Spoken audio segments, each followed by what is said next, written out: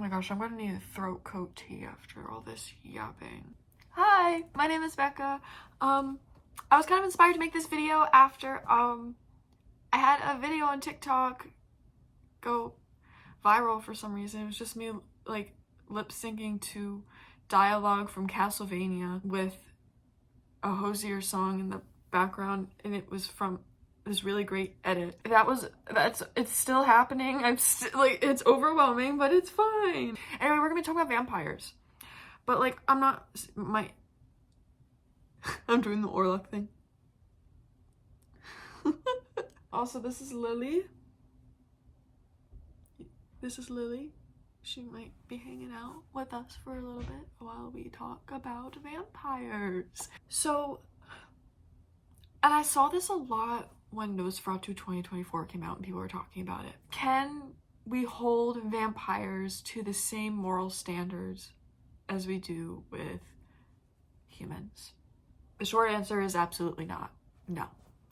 The long answer is this. The long answer is essentially vampires are not human.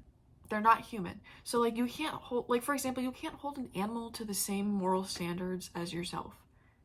Animals are different. They think differently. Their brains operate differently. Yes. Can animals do really good things, be caring, be kind? Yes, but also they have instincts, just like vampires. We're gonna start with Count Orlok. Specifically Count Orlok in Nosferatu 2024. He is far from human. Yes, he might have some human features, but he is definitely so disconnected from his humanity. He is the embodiment of darkness. He is a predator. He's very much like an animal. He's not good. He does a lot of bad things.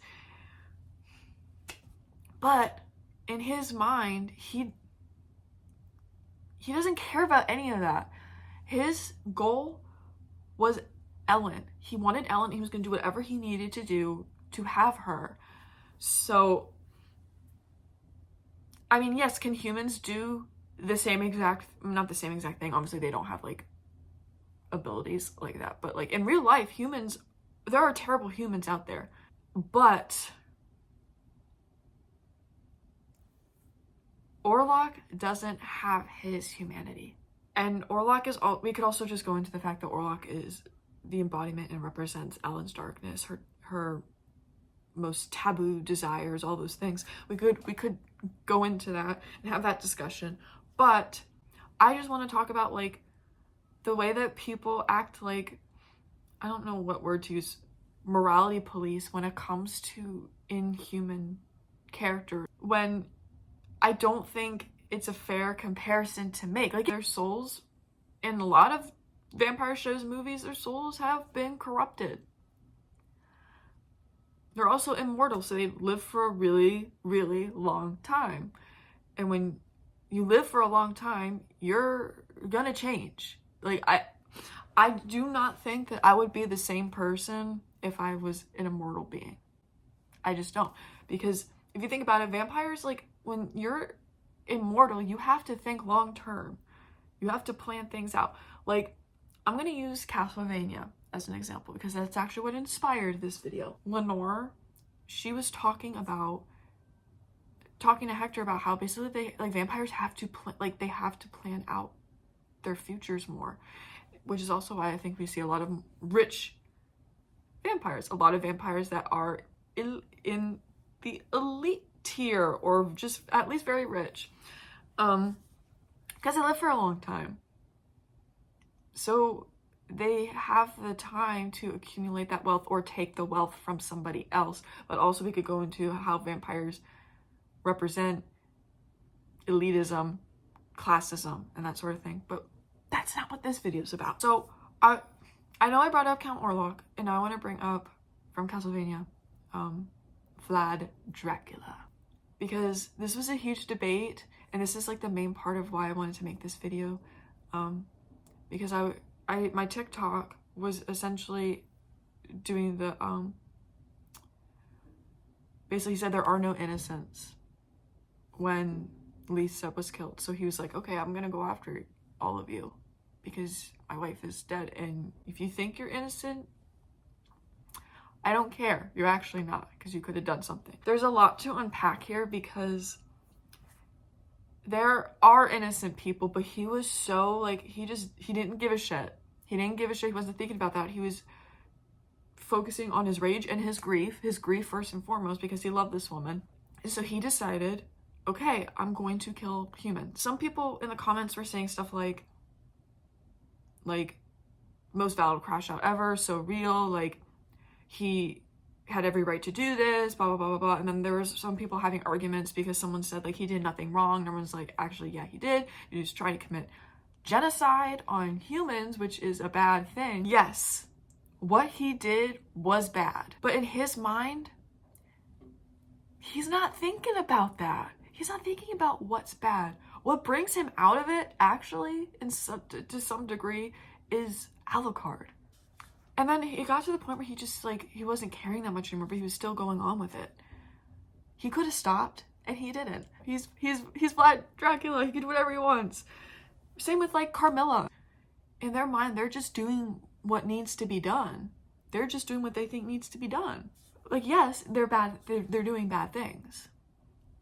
But I think it's a great, I don't know what word to use. It's a great, like, way to show how different vampires are from humans. Like, someone like Trevor would not be able to understand why someone would want to go out of their way to kill all humans, because he's a human. Like, realistically, you and me, we would think, why would you want to do that? Why would you want to do these terrible things? Because we have a moral compass. Yes, there are vampires that are good or could have good traits, but they are also inhuman. They think differently. They are in many ways animals.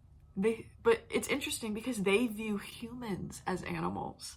So, like, I think it's so interesting how, like, humans and vampires across different media view each other, but especially in Castlevania. Vampires represent a lot of different things. They represent the deepest, darkest things within us. They represent desire. They represent yearning. They represent kind of the like bad stuff that you don't want to, like, pay attention to.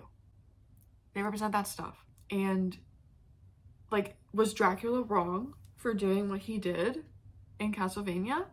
Like I keep saying over and over, because I want to make sure people know that I don't agree with him. Do I think his crash out was amazing? Yes, I do. It was great storytelling, but he was wrong. But the vampires and Dracula didn't see it that way. The only one who said, hey man, this is wrong, like, the only vampire that said, hey man, this is wrong, was Alucard. And that's a lot to unpack as it is, because he's part human. We really can't, I mean, yes, we could still say, hey, like, what this character is doing is wrong, but, like, it's so much more complex than just a simple, hey, that's wrong, that character is terrible. Yes, they might be terrible, but, like, that character doesn't see it that way. And we could even say that about human characters, but I'm talking about vampires right now. And I don't know if I even said this properly, but like you cannot, I just hope that you don't expect vampires to just be good.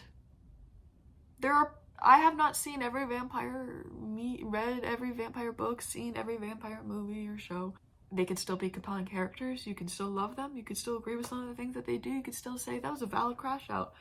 But you cannot expect them to just inherently act like humans just because they kind of look like humans.